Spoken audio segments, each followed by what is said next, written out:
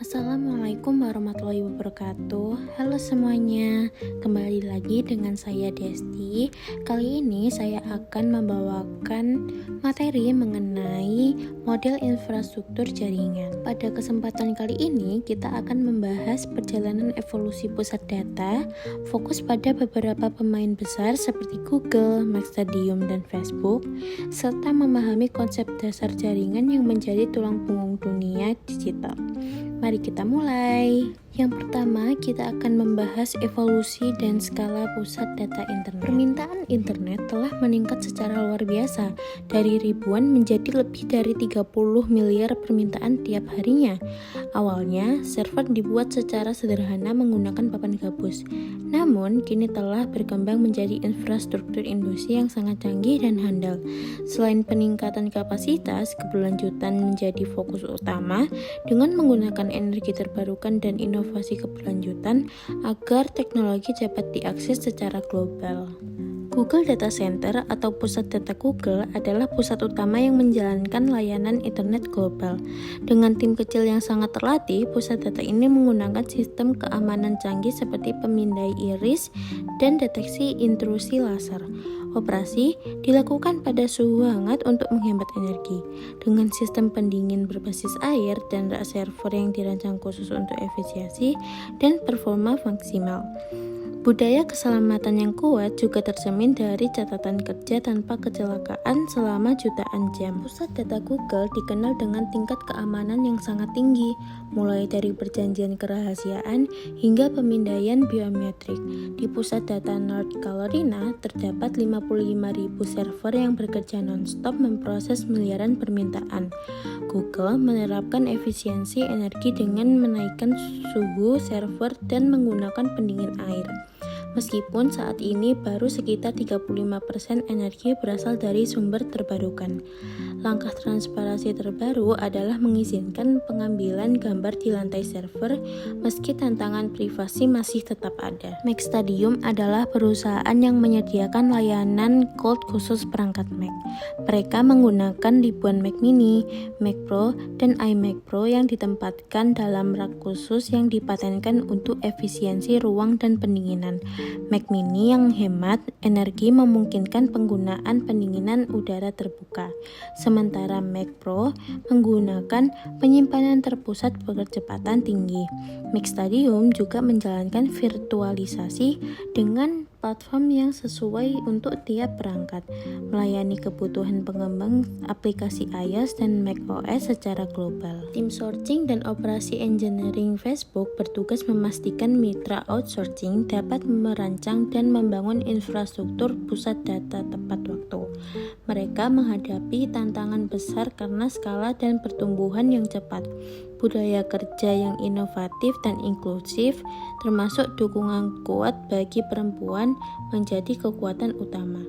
Misi mereka adalah menghubungkan dunia dan membangun komunitas yang menjadi motivasi dalam menghadapi berbagai rintangan. Selanjutnya, lanjut ke konsep topologi jaringan.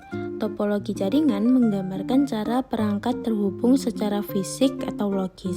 Pada jaringan kabel ada topologi star, ring, push, dan mesh, masing-masing dengan kelebihan dan kekurangannya sendiri.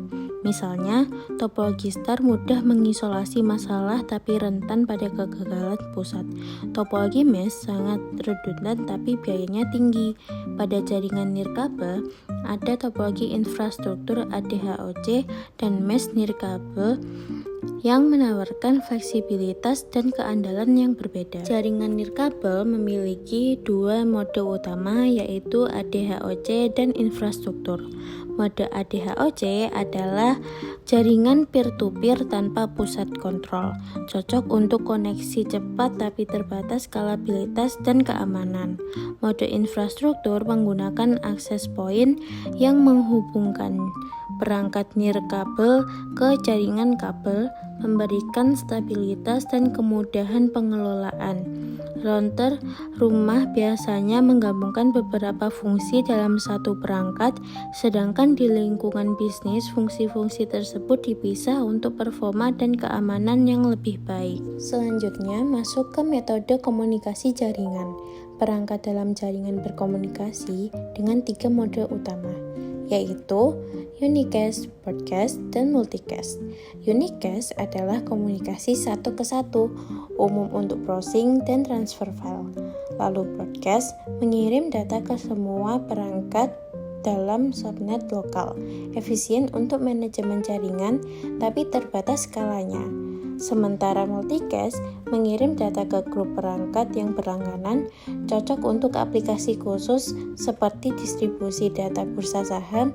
Pemilihan metode harus disesuaikan agar jaringan efisien dan stabil. Pembahasan terakhir pada materi kali ini adalah perbedaan internet dan intranet. Internet adalah jaringan global yang menghubungkan jutaan komputer dengan akses terbuka dan informasi beragam.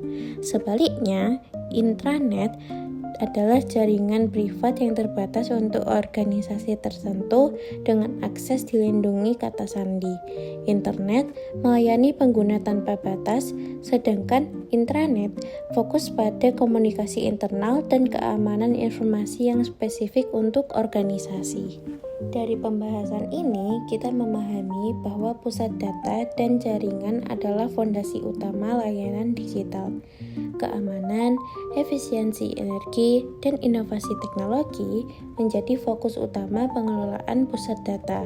Nextadium melayani naik khusus Gold Mac, sementara Facebook dan Google menunjukkan budaya inovasi dan inklusi. Memahami topologi dan metode komunikasi jaringan sangat penting untuk desain jaringan yang efektif. Ke depan, keberlanjutan dan transparansi akan menjadi kunci pengembangan pusat data dan jaringan. Saya cukupkan pembahasan tentang materi kali ini. Sekian dari saya, kurang lebihnya mohon maaf. Wassalamualaikum warahmatullahi wabarakatuh. Terima kasih semuanya.